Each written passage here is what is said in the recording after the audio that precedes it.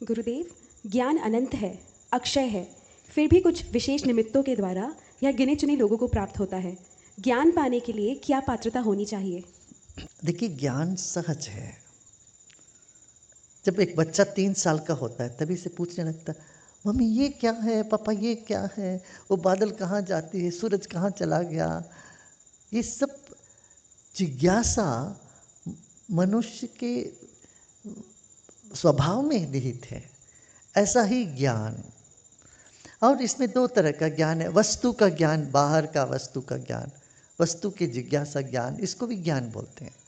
और मैं कौन हूँ, मैं कहाँ से आया हूँ, मेरा और इस दुनिया का क्या संबंध क्या है, शरीर ही मैं हूँ क्या, विचार मैं हूँ क्या, इस तरह से जो अपने बारे में सोचना, ये ज्ञान है।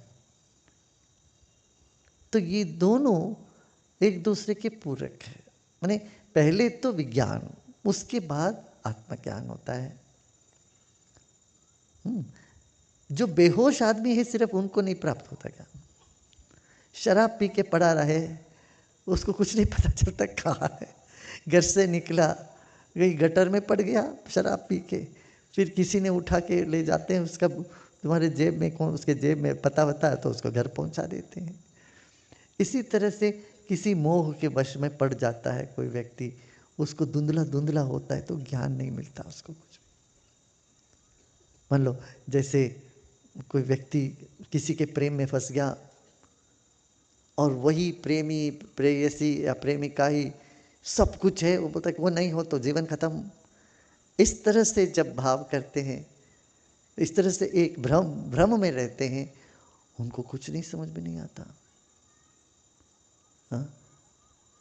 फिर बहुत सारे अपराध भी हो जाते हैं इसमें, फिर जेल काटना पड़ता है। ऐसे मोह, इसी को कहते हैं मोह। अरे जाके देखो, ठीक है, एक जैसे नहीं किसी का मन, दूसरे के मन पर तुम कैसे काबू कर सकते हो? अपने खुद का मन पे तुम्हारा काबू नहीं है। तुम चाहते हर एक तुम्हारे मन के वश, मन के पास, मन से रहे, मन से चले, तुम्हारे वश में रहे, तो संभव नहीं है ना।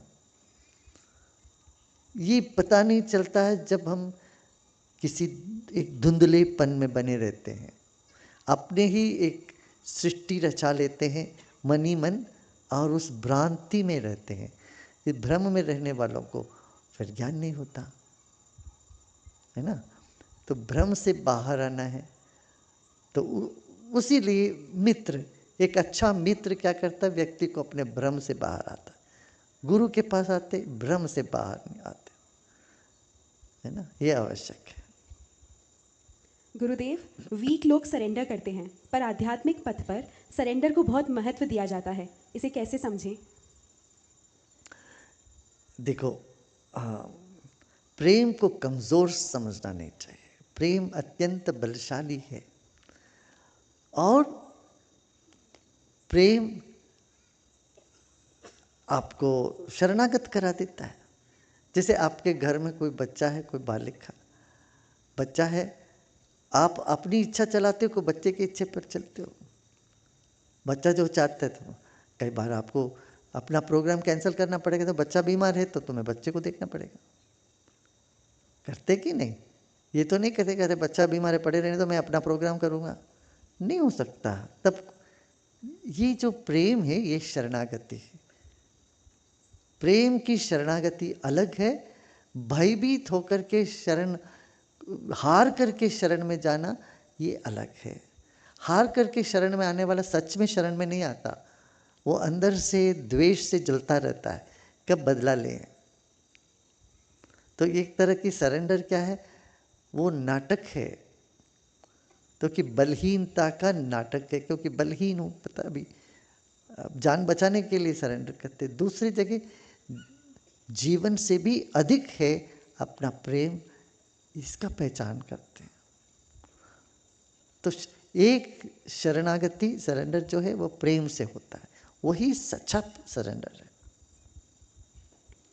गुरुदेव, मेरे लाइफ में बहुत से लोग हैं जो मुझसे बिना पूछे मेरे लिए सब प्लान करते हैं, ऐसे लोगों को कैसे हैंडल करें? तुम्हारा इस दुनिया में आना भी तुमसे बिना पूछे ही किया था। तुमसे पूछ के थोड़ी ना बुलाया तुमको इधर। चलो ऐसे ही तुम्हें बिना पूछे ही तुम्हें ले भी जाएंगे ऊपर वाले, पूछ के थोड़ी ले जाएंगे। समय आता तो तुम्हारे हाथ से सब बात बाहर की होती है ना। तुमसे पूछ के यमदूत ऐसे आके नहीं करे, अरे भाई मैं ले जाऊं कि नहीं ले जाऊं, तुम साइन करो, तुम अग्रीमेंट दो, ऐसा सब नहीं चलता। लोग बिना तुमसे पूछे प्रोग्राम बनाते, वो उनका प्रेम होगा तुम्हारे प्रति, तुमसे लगाव होगी, इसीलिए बनाते हैं। उसमें हेरफेर करना हो तो तुम करो, तुम अपना पक्ष रखो उनके सामने, कौन मना करता है। देखो, विद्रोह और विद्वेष करने से नहीं चलेगा तुम्हारा, समझदारी से काम लेना है। विद्रोह और विद्वेष करने से क्या होता है, खामखा तनाव, मन मुटापा हो जाए, तुम रोए वो रोए, और फिर तुम्हारे मन की बात हो भी जाए तो भी तुम नहीं खुश रह पाओगे, क्योंकि वो तो खुंदक खाता रहेगा अंदर, अरे मैंने इनको ऐसा कर दिया, मेरे माता पिता को मन दुखा दिया, इनको दुख दिया। ये तो चुभता रहेगा तेरे दिल में। कि कोई ऐसा चुभता रहे तो तुम कैसे मौज कर सकते हो, कर ही नहीं पाते हो। इसलिए युक्ति को अपनाओ, हाँ, बातचीत करो, अपना पक्ष रखो, समझाओ, फिर भी ना समझे तो फिर वो बात अलग है। मैं ये नहीं कह रहा हूँ हमेशा उनकी बात सुन के दूसरों के प्लान पर ही तुम चलो, नहीं, तुम्हारे तभी भी तुम दुखी हो जाओगे। तुम दूसरों के प्लान पर ही हमेशा चलते रहोगे, तुम दुखी हो जाओगे। और तुम्हारा अपना प्लान का जिद रहे हमेशा, तब भी तुम दुखी हो जाओगे। इसलिए मध्यम मार्ग में चलना चाहिए, कभी उनका सुनना चाहिए, कभी अपना रखना चाहिए, ठीक है। ताकि जीवन तुम्हारा है, ये जीवन तुम्हारा है भाई, तो उसको कैसे चलाना, इसमें युक्ति के साथ चलना चाहिए, जिसमें ये जो प्रेम का बंधन है, प्रेम की बिचौनी है, ये फट न जाए, ऐसे चलो। गोरखनाथ जी का कोई वाणी है, हट न करीबा पड़े न रही बा, ऐसा कुछ है, हबक न चलीबा धीरे धरीबा पाँव, बोलते हट करके मत करो, कुछ ऐसा है, कुछ उनकी वाणी किसी से मैंने सुना, जैसे कोई सन्यासी गाते थे, हट न करीबा पड़े न रहीबा, बहुत हट मत करो, फिर ऐसे आलसी बन के पड़े भी न रहो।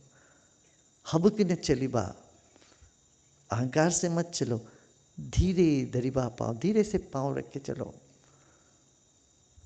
हमने कहा ये तो बात सही है, ऐसे तो बहुत बढ़िया, जीवन में ऐसे चलना चाहिए।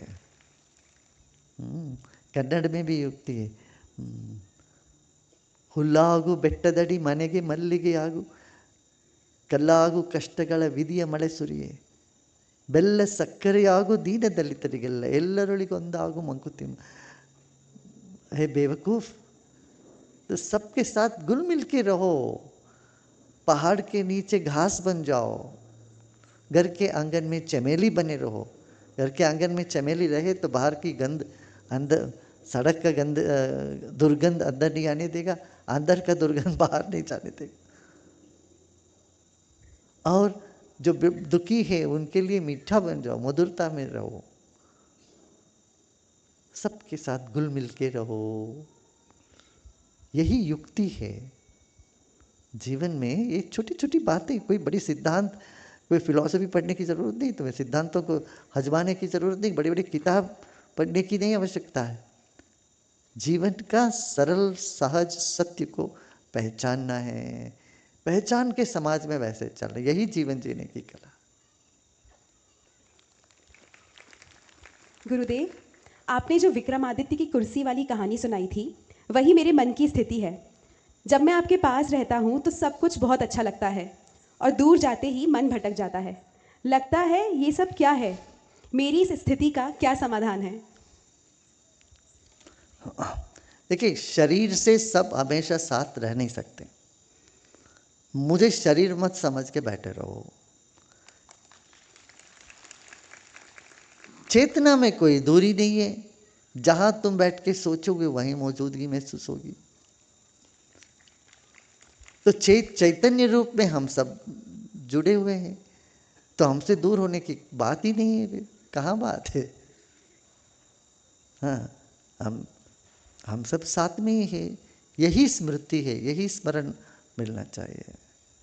हाँ, देखो अर्जुन तो भगवान कृष्ण के पास ही रहा, फिर भी दुखी रहा, मगर जब उनको ये ध्यान हुआ, ज्ञान हुआ, तब कहा अब मुझे याद आ गया, स्मृतिर्लब्ध्वा, अब मुझे स्मृति मिल, अब मुझे पता चल गया कि हम कभी जुदा हो ही नहीं सकते, है ना। वो जो स्थिति है, विषाद योग से हटके मोक्ष संन्यास की स्थिति पे आ जाओ, ठीक है, वो बढ़िया बात है। हाँ।